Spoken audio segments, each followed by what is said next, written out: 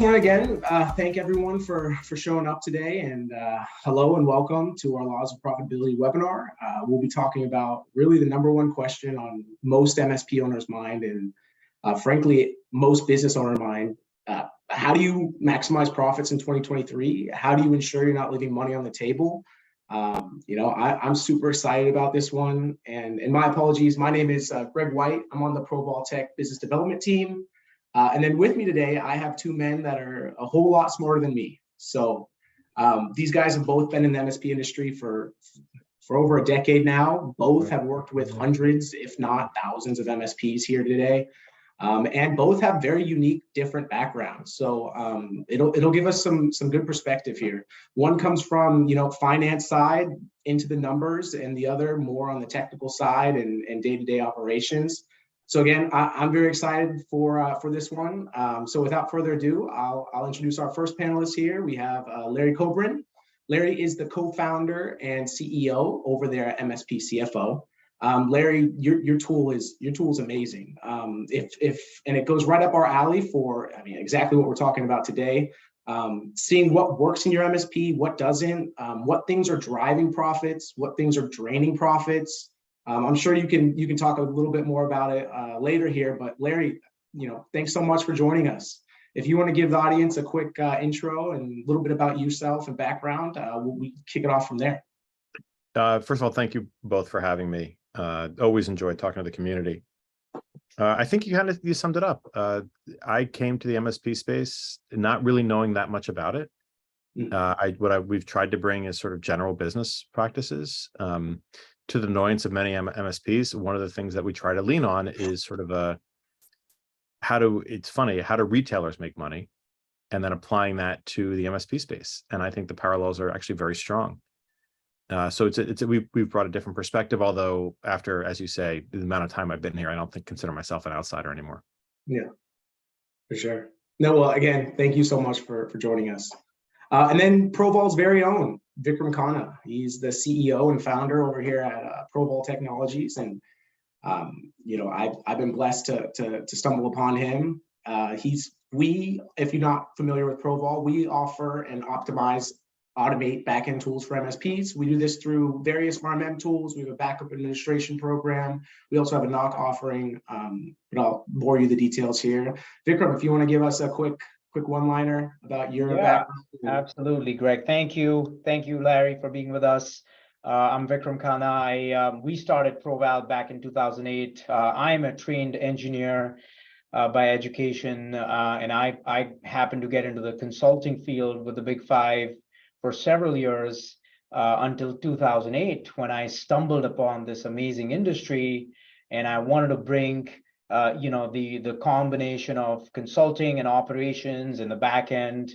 And at the time, I was very tempted to start an MSP. That's how attractive this business was. But we definitely saw a bigger need to really service and work with other MSPs in helping them be operationally excellent, to be able to do a lot of their back end NOC automation and optimization. And that's basically what laid down the foundation for ProVal Tech. And we've been part of this community for several years, as Greg and Larry and I were just talking about, and thoroughly enjoy the MSP community. Love working with business owners and helping them unlock value in their businesses and grow them. Yeah, couldn't say it better myself. Again, thank you guys both for being here. And for the chat, just a quick note before we get started here. Please throw any questions in here at any time. We'll leave some time at the end to discuss and answer any questions you may have. But please don't be shy. So yeah, let's get started. Before we jump into the main topic of what drives profit in an MSP, I kind of want to take a step back here and figure out square one. And this might be a silly question. Why does being profitable even matter? You make some money, obviously put in your pockets, but Vikram, if you want to kick us off here. Yeah, sure. Get the engineer to answer a financial question. Great. It's interesting, right? Because I have absolutely no background in finance, and my story is completely self-taught, self-learned from a finance, profitability, business standpoint, because, like most MSP owners, I was the engineer that loved doing technology and getting right in the middle of things, solving technical problems. And so a lot of the business lessons, for me at ProVal Tech were learned the hard way. So I'd love to kind of take a crack at it, and I'd love to hear Larry's perspective as somebody that's more formally been in the field. But listen, I mean, most business owners get into businesses because they want to make money. All right, so that's why businesses exist. A lot of these folks are looking for some sort of financial independence down the road. But at the end of the day, profits are extremely, extremely important. Profits create cash flow within the organization. Profits are what drive growth. So anything that a business owner wants to do in terms of growing the business, investing back, is all fueled through profits.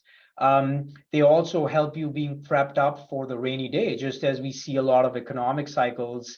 Having money, having profits will, business that's healthy and profitable will lend itself to being better prepared for those downturns and down cycles, and be able to weather those storms much better. And I mean, finally, net, profits are creating a lot of value within your business. When you have investors or potential people that are looking to acquire your business, EBITDA is really what drives what number you're going to get in terms of your exit. And that's why profits really drive the crux of everything that any business does. So, again, everything, that we did here was learned. A lot of it comes through the community and, forums like Evolve. Larry, what would you like to add to that? No, it's a great point. I mean, everything you say is absolutely correct. It's what drives the business. It gives you independence because, if you're not profitable, you have to figure out a way to pay your bills every month because you're losing money. Some people can go to investors, some people can go to the banks, but as we can see over the past year and a half, that's not always reliable. So it really gives you independence, and it's, the importance of it, I think, is almost self-explanatory, but beyond that, it is the one thing that is behind everything else. Working in finance, working in analytics, we hear a lot of people come to us about all these different metrics, and we've heard a lot of them, and a lot of them make a lot of sense, but the real purpose of those metrics and managing them and trying to drive a business towards improving those metrics isn't about the metrics in and of itself. It is what drives profit. So it is the thing that everything else works towards. And it's critically important to running a business. If you don't, you will run out of money. And the only way not to is to have somebody give it to you. So simple enough. And Larry, just to tag on to that, and I guess another preliminary question before we get into the profit drivers, and this is a great one for you. How should an MSP be looking at their profits? I mean, you have a tool dedicated to it, but is there a baseline that you've established on how MSPs should be measuring profitability? Obviously, most MSPs are profitable, but how do they know if they're profitable enough? So that's a good question. And it's actually, unfortunately, there's a complicated answer. The simplest answer is, if you subscribe to something like Service Leadership, they have books and benchmarks and tell you what your profit margins should be, what your expense ratio should be across all industries. Their data set's far larger than ours, and we don't really try to compete with that. The one thing I would say, though, is people do need to be careful when they say about profitable enough. They generally talk about their net margins, what percent of their revenue converts to profitability. The challenge with that sometimes, though, is in something like managed services, when they sell labor, they should be getting 65 to 75% margins. When they sell products or recurring services, recurring agents or whatnot, they're getting 20 to 40% margins. What that means is if you sell a lot of recurring products or transactional products for that matter, it's a lower margin business. So what we try to avoid having people say is, well, what's my overall margin? Because that can lead you to decide to sell fewer products. We say, well, we would make the argument that everybody can always make more. There's always an opportunity to make more money, whether it's an individual process you can improve or an individual relationship that's got issues. But before going there, I would say we generally say you should look at your labor margins and you should look at your product margins independently, not your overall gross margins. And, have a target for that, maybe around 70% labor gross margin, maybe around 30% product gross margin. That's where we think people generally should be. But there's plenty of good reasons why it could be lower, and it's still fine. I just argue not necessarily there's a hard number to shoot for, but that it always, even people that do well, it can always be better. And a quick question. So obviously there's, multiple different, I would say, types of MSPs out there, whether private equity backed or, or just loves technology and providing to what would you say, do you look at profits differently, depending on, if you're trying to sell your MSP or if you're. I mean, as we started, profit is critically important. It doesn't matter what kind of MSP you are, you need to be profitable. I would say that if you're private equity backed, you're probably focusing on your next transaction. There was a transaction to get you where you are, and there's another transaction hopefully down the road. Private equity tends to invest for 5 to 7 years. So you look at the clock and you figure how are they going to value the company? So they're definitely looking at margins. They want to see margin expansion and they want to see revenue growth. If you're not private equity backed, if you're just running a lifestyle business, and I don't mean lifestyle in any way that could be pejorative, I think it's a great thing. I run a lifestyle business. Then it's really about growing your profits in a smooth way. If you're private equity backed, there is a little bit more singular focus, because private equity is about money in and money out. So they want to make sure they get the right amount of money out. They're not going to destroy the company on the way. Obviously, they'll do smart things, but they are focused on the numbers, possibly a little bit more than somebody who has a lifestyle business. No, that makes sense. Vikram, do you have anything to add here? Yeah, I mean, I'm going to agree with Larry's point here. I feel like, it's there's really no magic number, right? There isn't a set rate of here's where you need to be. It's there's two things. One is your size. I think the other thing is what phase of business you're in, and what level of compromise are companies willing to make in order to get growth. I mean, growth's been a huge driver. We're coming to the end of the cycle right now in our economy where, the last several years, companies valued growth a lot more than profits, primarily because, a lot of them had private equity backing, and for them, putting money in the bank and having and generating profits wasn't as important as generating new clients and acquiring new customers. And so, it really comes down to what are the fundamentals of your business? What's important to you? What are the key drivers? And, I think there's some other metrics that people get into, looking at blended rates. I mean, we here look at several factors. Profitability is obviously one, overall an overarching factor. But, we look at other metrics within our business as well. I mean, the amount of time that it's taking to support endpoints, users, individual profitability at a client level. So I think one can really dissect, this pie in several ways. And I think that's important for any company to continue to do that, is knowing, hey, where do I want to be and what stage am I in as far as my business goes, but then also continuing to look at, the several factors and metrics through various lenses.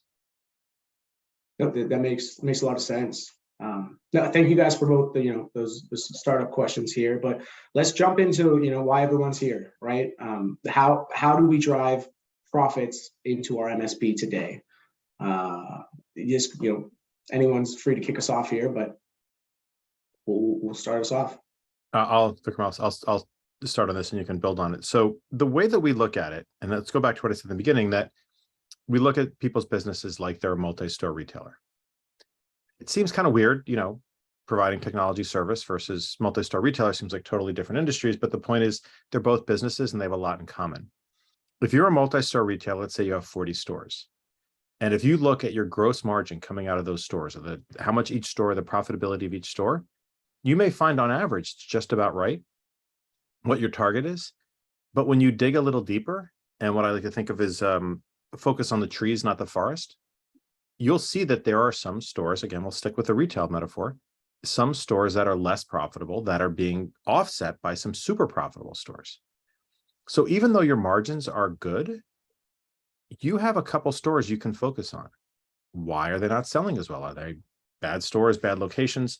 And now I'll leave that metaphor and let's come back to MSPs. MSPs don't have stores. They have clients, they have agreements, they have projects, they have engineers. And what we recommend is looking at everything as granular as you can to say which client is less profitable. Is there an opportunity to improve the profitability there? And frequently what you will find, and as you say, I have looked at the metrics on hundreds of companies, and almost always, even if the metric is fine, you have good clients offsetting bad clients, which you shouldn't be okay with. You should say there are bad clients where if I improve them, I can get an outsized return, because usually those couple of clients are pretty bad. And what we typically find is if you can improve the bottom 3 or 5 clients, depending on how big of an MSP it is, you can get a 5 or 10% bump in recurring revenue because you're providing services they're not fully paying for. On the flip side of it, you can protect the ones that are very profitable because you don't want them to go out and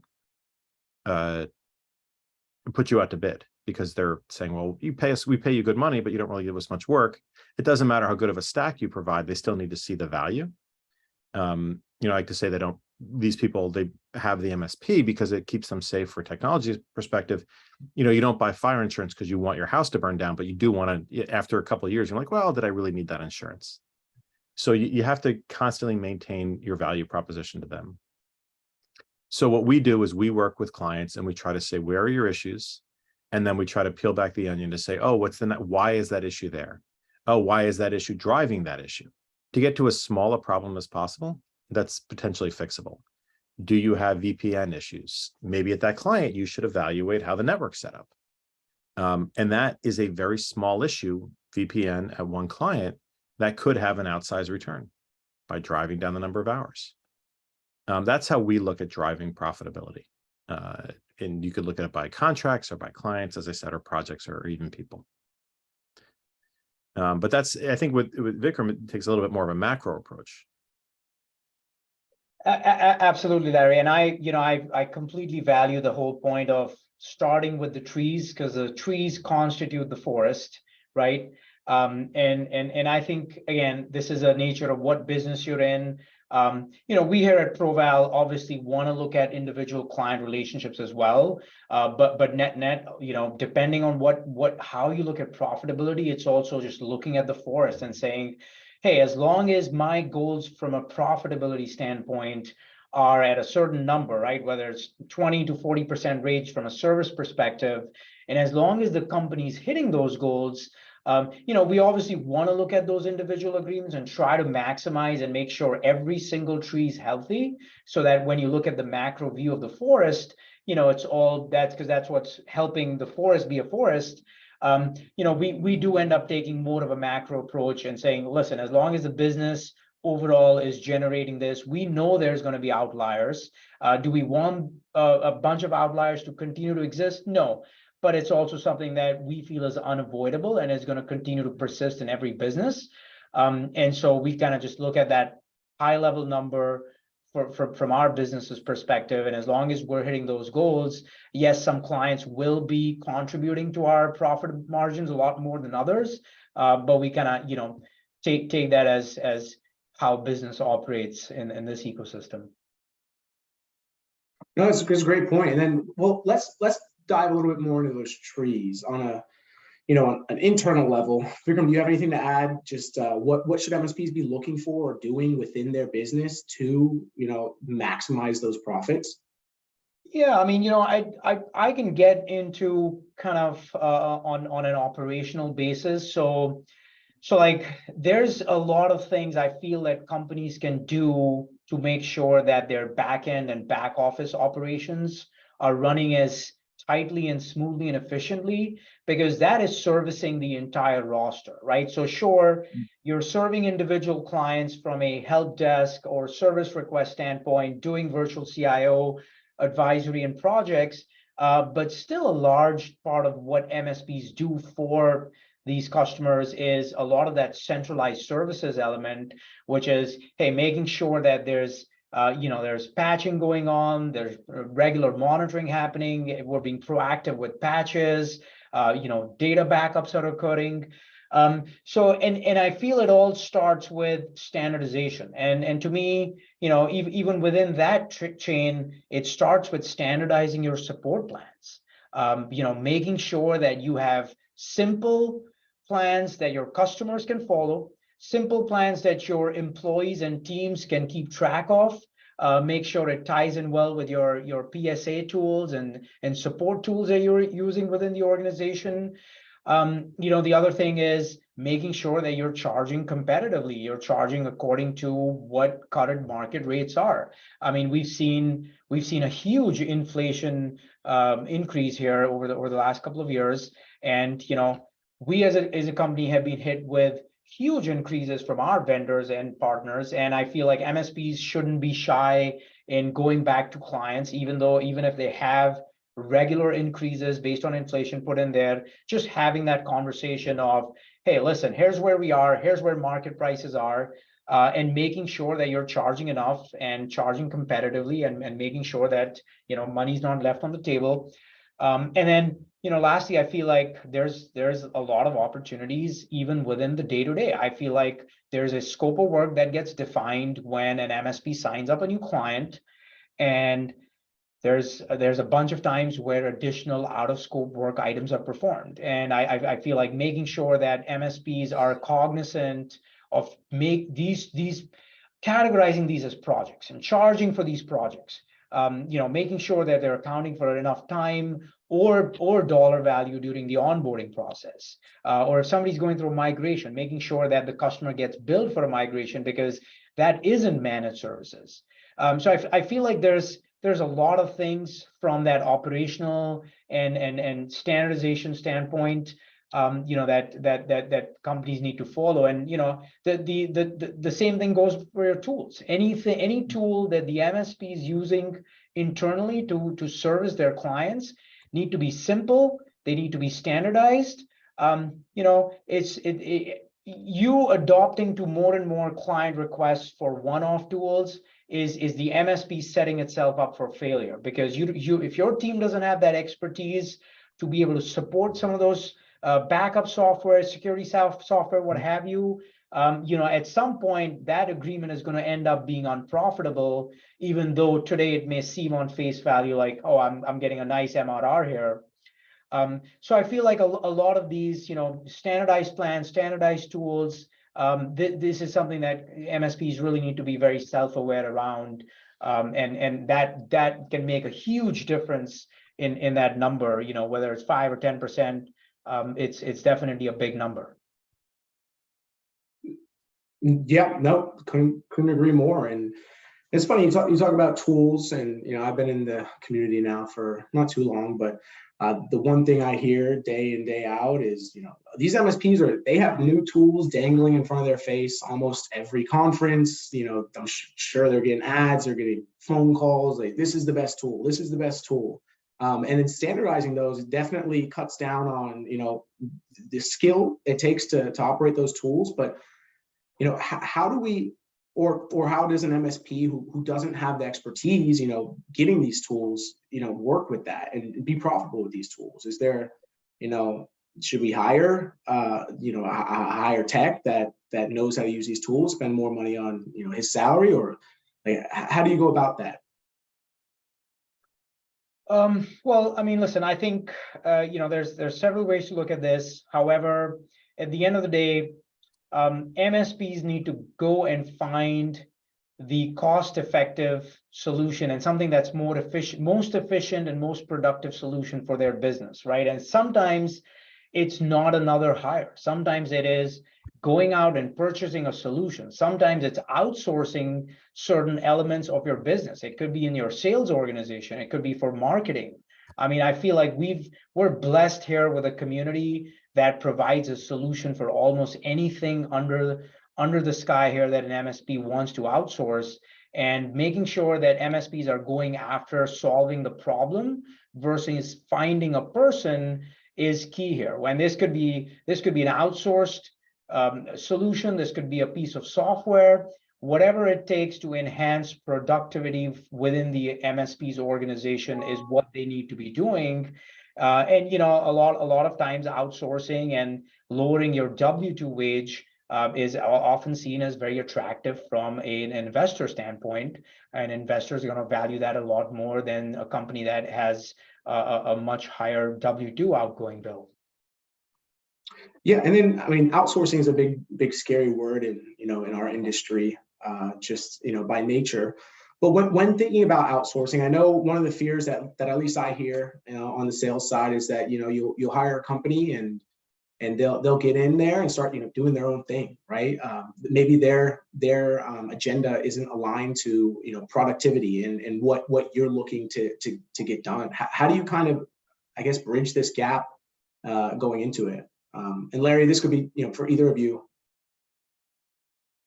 Well, I mean, I would start by just being careful about being afraid of outsourcing, especially given what everybody does. A managed service provider is by definition outsourced IT. So there has to be a certain acceptance that there is an efficiency, there is a scalability that comes with outsourcing. It's what our clients have decided, or our clients' end clients have decided when they hired the MSP in the first place. And then I think beyond that, to your question of how do you make sure everything's aligned, I think that's absolutely a part of the onboarding process of whatever outsourcer you use. Much as, and again, stay with the concept, much as our clients would not want us to think that the MSPs were working outside of their goals, if you hire an outsourcer, make sure that their goals match yours, that there's an alignment of interests. It's interesting you talk about a standard stack. One of the metrics that we follow is something we call agreement efficiency. Agreement efficiency is where you look at a fixed price contract or fixed price agreement. Let's say it's $3,000. The labor portion is $3,000. All the tools are extra. The labor portion is $3,000. And then you look at what work you did that month. You're not going to bill them for the work because it's all covered by the contract. If what you find is you did $4,500 worth of work, well, then you got paid $3,000 for doing work that you would have billed at $4,500. That has an efficiency of 0.67. You got paid 67 cents on the dollar. If you did $2,000 worth of work, it depends on the work that you did, the amount of money you can earn is fixed, then your efficiency is 1.5. You got paid 50% more. The reason I bring this up is because people smarter than myself have said, there's really a number you should shoot for. When we talk about profit margins, well, that's, as I said before, that there's reasons why that can get a little bit nuanced, and there's always reasons, but efficiency is what you build versus what you would have built. And the people that are smarter than me have said the real target should be 1.3. You should get paid 30% more than what you would have been paid had there not been a contract. And I think, wow, that's kind of awesome, like getting paid more per hour than if it were T&M. And the logic for that is if you have a fixed price contract, this isn't somebody walking in off the street, dealing with issues after it's a problem. You're doing proactive work. You have automation. You have tools. You potentially have outsourcing. It's both you and the client benefit by the fact there should be fewer issues. And the numbers will prove that out. And remember, like, we want to be profitable because we're running our business. That's, what applies for all of us is true. Our clients also don't really want to talk to us. They want to know we're there. We want to know we're doing our job. But if the client of an MSP is calling that MSP, it's generally because something's not working, which means their productivity is hurt. If you can get their machines humming and continue to prove your value to them, everybody wins. You're more profitable and they get to do their job. While all the MSPs that may be on this call or maybe listening later, I'm sure you're all delightful. Your clients really don't want to talk to you that often. They want their machines to work. It's a great point. It's a great point. Vikram, do you have anything to add here? Yeah, no, I couldn't agree more with Larry. I mean, it's making sure things work. He's right. Clients not calling in is success, right? This means you're doing your job. More calls doesn't mean more work. More work's done in the back end, making sure that you're being proactive and you're solving issues before they occur. And so, those are some great statistics, Larry. That 1.3 ratio, I think that would be something that our viewers here would definitely be something that they'd love to walk away with and attain within their businesses.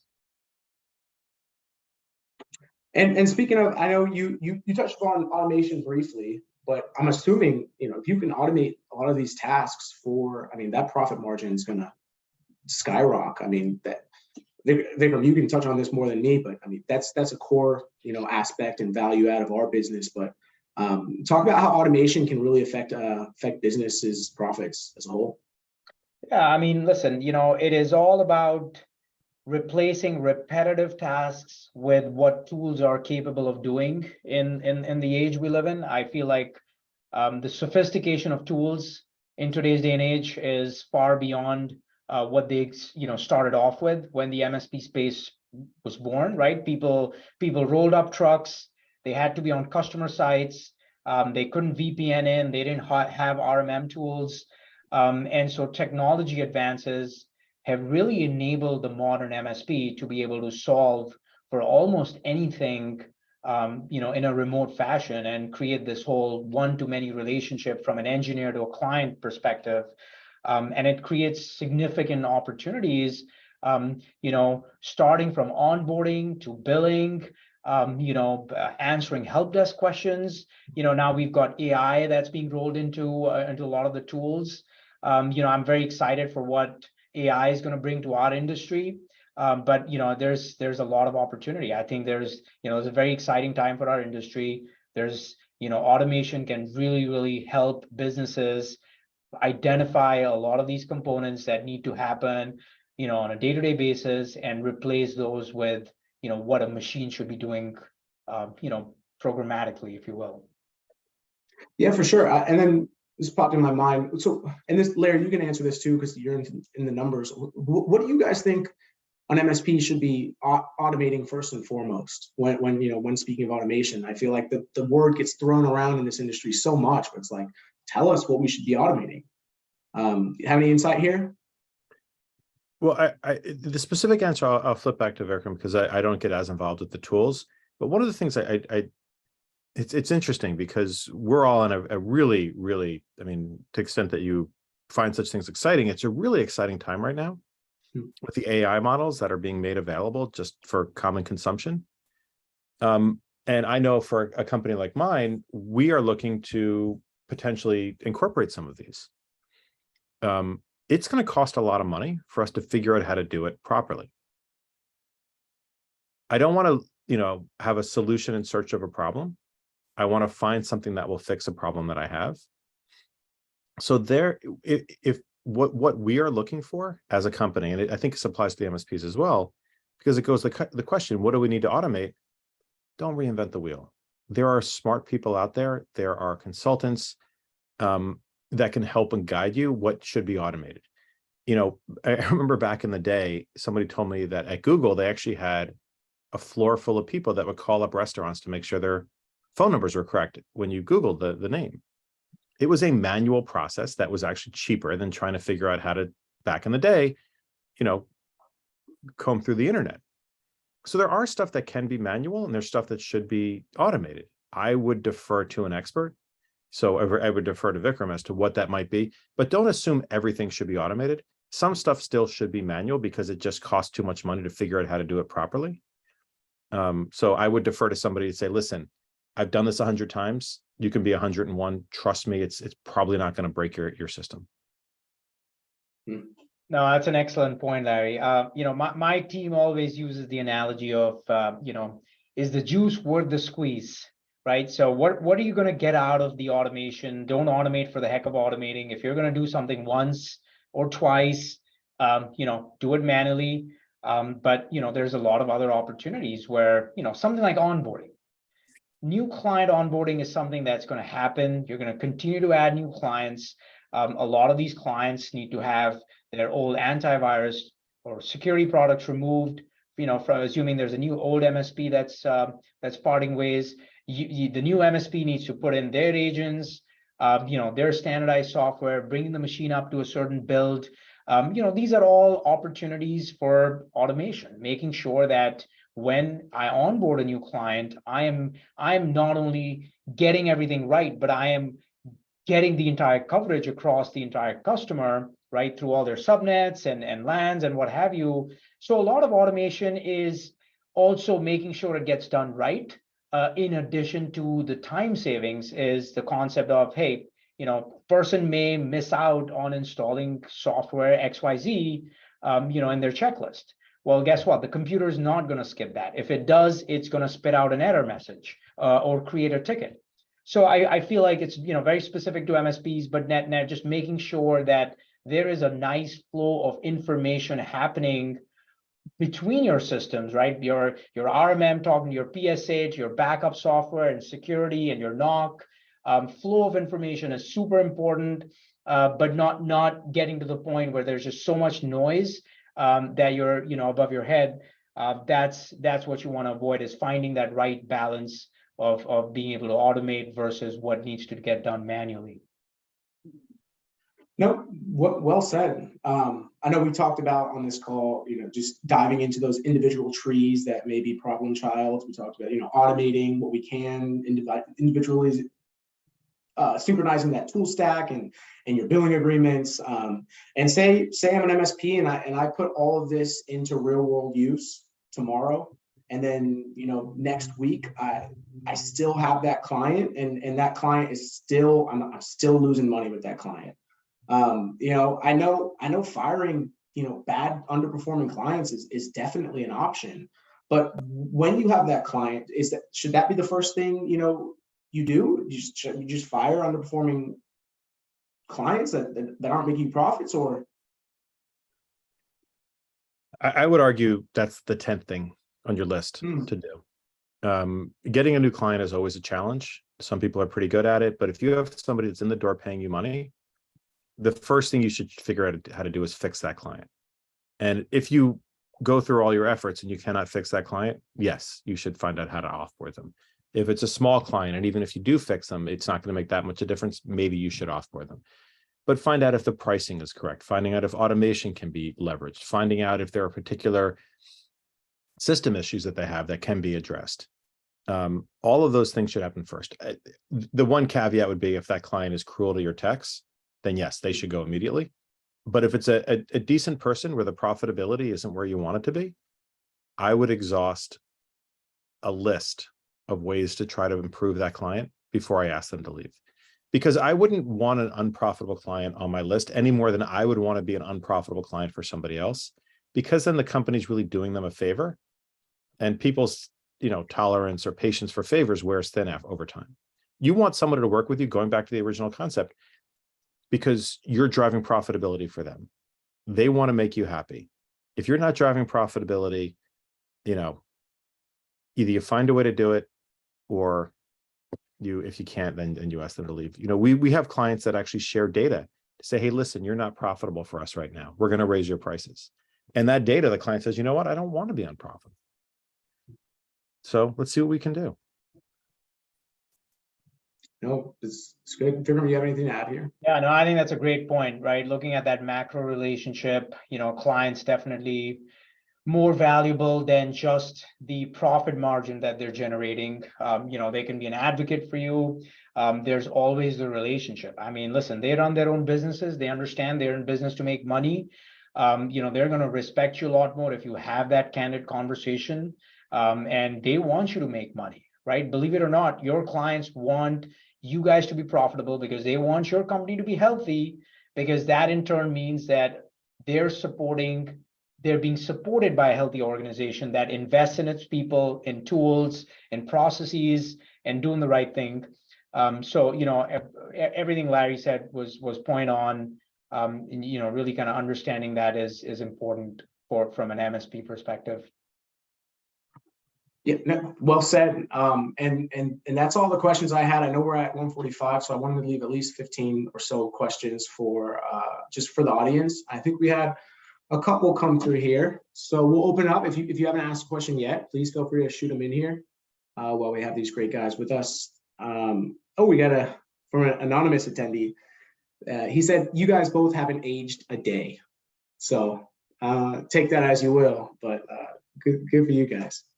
I'm going to clean the camera on my computer. Yeah, I was gonna say we need a close up.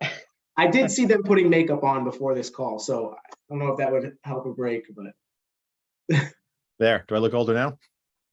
I don't know. You look even better. Okay, let's see here. Oh, we have a couple questions here. So what is a good gross margin percentage to aim for when you're looking at profitability? And what is an average profit margin, I guess, for a normal mid-sized MSP?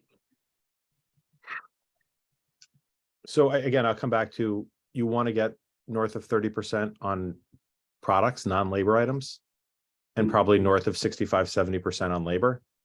I don't want to give an overall, because if you sell a lot of product, that's going to pull your average down, but it's not a bad thing. So I would look at the product margins by type of revenue. And I would say probably 65% plus on labor and 30% plus on product. I mean, for example, are you not going to sell Office 365, which has an incredibly thin margin? Of course you're going to sell it. But are you going to say, well, my margins are not where I want it to be because I have Office 365, which if you don't provide support is a set it and forget it product. That's free money. You should really be going for that. So yeah, it really depends on what you're selling. And then a second part to that too. And I know a lot of MSPs struggle with this, as they, maybe don't have the staff to, or the CEOs can't financially wrap their head around where they should be. Should they hire someone to find these things, or could you do this in house? What, as far as like understanding where you're at, where should you go first? I mean, I personally would argue you probably should join a peer group. I think it is almost irresponsible to think you're going through this journey alone. There are so many people that have faced exactly the same question, and the shared experience of sitting in a room or being on a call, however that the peer group does it, to talk about. I think the knowledge that you can gain from being in that environment is incredible. Perhaps hire somebody, but find out if you can backfill some of those skills just by being around people who figured it out already. That's great. We have two questions. I think they're fairly similar here. So one says, how do we manage retention with our scarce resources? And then I think this might be coupled with this one. It says, how to best address wasted utilization of resources? Any insight here for these? So, I can take a first take at this. As far as retention goes, I think that's just another topic, right? I mean, that has to do a lot with training, culture, organization, things that the organization should be doing as a good employer. So I think that's a topic for another webinar altogether. And I know there's a lot of content out there. I know, peer groups really talk, through a lot of these things as well. And then what was part B, Greg? It's so Lawrence said, I find that many great tools are in place for MSPs to be used, but how do you address wasted utilization of these tools? So obviously, I mean, we talked about synchronizing your tools so you don't have as many, so there's not as much to waste, but a lot of these tools do provide a lot of great value. How do you make sure you're getting the most use out of them? Yeah, I mean, that's a great question. I think, a lot of MSPs struggle with that question, right? They don't know, hey, what are the questions I need to be asking? What are these candidates for automation? What am I leaving on the table as far as tool functionality goes? And I want to say that's a journey, right? I mean, it takes time for you to, bring a tool in, get familiarized, go through the learning curve, make sure your team's understanding it, make sure everyone's on board. But it is a process that companies need to continually invest in. Make sure they're dedicating resources that are spending time within these tools, just because there's our tool stack's growing by the day, right? I think the average MSP tool kit size is what, 50 to 70 now, maybe more. But there's a lot of tools within the kit, and putting in the time or partnering up with an organization that specializes in management and administration of these tools, is the right thing to do here. So I think it's a journey. It takes time. Doesn't happen overnight. And one's got to continue to chip away at it to get those results down the road. Yeah, no, I mean, it's funny. I've been at a conference where a MSP who's I consider friendly, I talked about what we did, and he goes, listen, I should be at 317% margins if I got all of the benefits from every tool that I've been offered. I mean, yes, Lawrence, it's an excellent question. Does everybody achieve it? I think the goal should be, when you work with a tool, say, what do you want to accomplish? Set that up front and then see if you can hit those goals. Is it driving? Can you point to events that make them better? If it's automation, can you show that your time per ticket is going down? If it's a tool that's going to drive sales, can you show that your sales is increasing at a faster pace than it was before you implemented the tool? Before and after is always great. But being a tool in the tool business, having a tool that I sell, and Vikram, you have a suite of tools and services that you sell. I will say that it is something that we focus on all the time. The value proposition. I tell our clients, I'd say it bluntly, if you don't use our product, it's worth nothing. Shelfware is worth nothing. If you use it, you'll get a multiple of the value.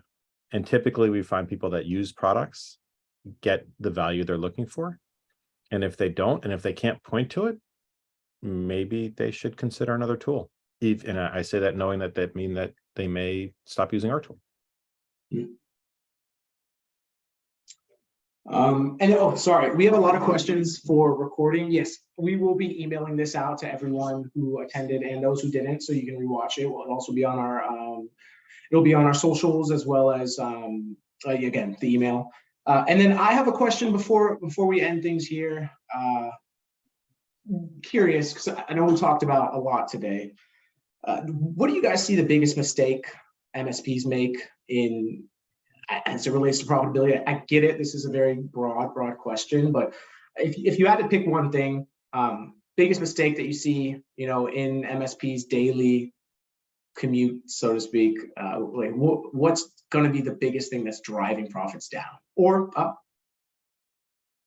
You can take some time to think about this one. Good question. Vikram, I'll let you jump on it.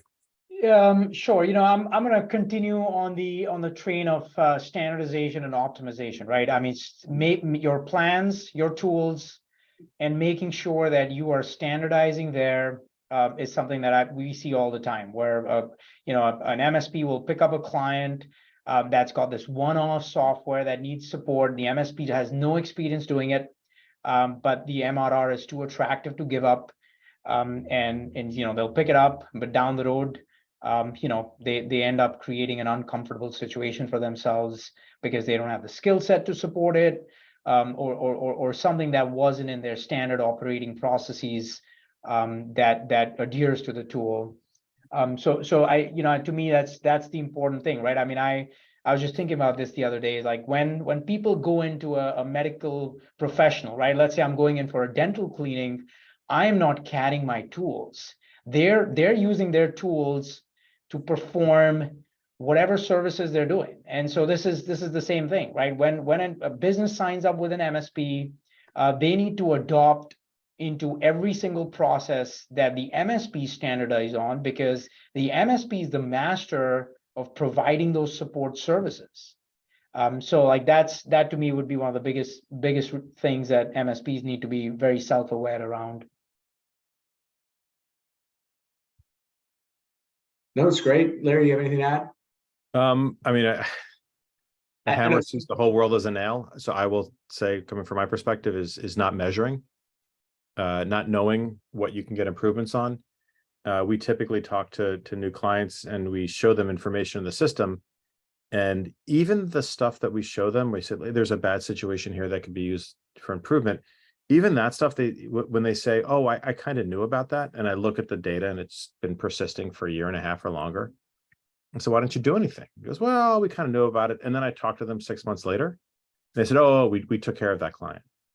Like just having the information at hand not only will show you things you didn't know, but it will confirm what you already knew. So I think that it empowers people, and it's a huge mistake not to have that available. Well said. We did have one more question that I'm curious about as well come in, and I promise this will be the last one. I know we're 8 minutes off here. So thoughts on the current economic situation? How does this affect the MSP situation? I understand MSPs everywhere, you know, the economy is fluctuating. So any thoughts here? I mean, with profits, that's got to go hand in hand. I will say, well, there's a couple things going on right now. So with the layoffs that we're hearing, and we do hear about them every day, it is something that's concerning, but going through the past couple of cycles, the MSPs have so far, and not to say this one is the same as the previous ones, have so far been protected. You know, COVID was actually an uptick for MSPs, for most of them, the ones that didn't service hospitality. So I'm not as worried about the macro, although if small businesses go out of business, that will be a problem because that's the clients for the MSPs. What worries me more, and what I think might be more of an indirect effect on our business, our clients' business, is what's going on with the banks. I know most MSPs are not sort of the Northern California tech companies that are getting loans from Silicon Valley Bank. That's not the issue, but I think what that caused may make all banks pull back on lending. And people that had credit facilities and incorporated as part of their business are going to start seeing some challenges. So which almost leads you to think that you should focus more on profitability, because I don't think the bank is going to bail you out with a credit extension as they may have 2 years ago. But again, these are secondary and tertiary effects. The direct effects, I don't think our business is really that going to be hit that hard. I mean, we're still at sub 4% unemployment. The economy is still growing. It looks like it's, and they say the reason that everything's going on right now, why it's still growing, is because the small business market refuses to slow down. It won't refuse forever, but for now, I think it's pretty good. Yeah, I agree with that. I mean, I feel like the MSP industry's weathered a lot of storms during these cycles, and it's predominantly because of the small nature of the small to mid-sized businesses that they're supporting. That's really the strength of our economy here in the US. But also, I feel like the role of technology, right? I think it is becoming more important than a utility. So are people cutting off their internets and electric and gas? No. I mean, and this, having technology support for your business is more important than anything else at this point. Not only that, it is also a strategic advantage, and it really enables your business to get to that next level. If you have technological, leads and advantages over your competitors, that puts you in a much better spot. So I think companies will continue to invest in technology, and they're going to need, all sorts of skills and help that they can find. So sure, there may be a softening economy, but I am not concerned for MSPs. The growth may not be at the same clip that we've seen in the last few years, but I don't think that things are going to be going on a downhill here. Great. Yeah, that's all the questions that I have for you guys today. I just want to say again, thank you guys both so much for coming on and instilling some wisdom onto us here. I'd like to thank everyone who also joined us. We really appreciate you taking some time out of your day to spend with us. Like I said, this recording will go out an email to everyone who attended. We'll also have it on all of our socials. If you need to get in contact with ProVal or MSP CFO, I'll also provide their contact information. If any questions pop into your mind afterwards, please shoot them over in an email to me. More than happy to get it to these two great guys. And then finally, MSP CFO, if you haven't checked them out, it's right down the alley of everything we've been talking about today. They have an amazing tool. If not just to poke around in and see what they can do. Guys, thank you both so much again. But I think that just about does it for us. Thank you for having us, Craig. Thank you, Larry. Take care. Have a great afternoon, everybody. Thanks, guys.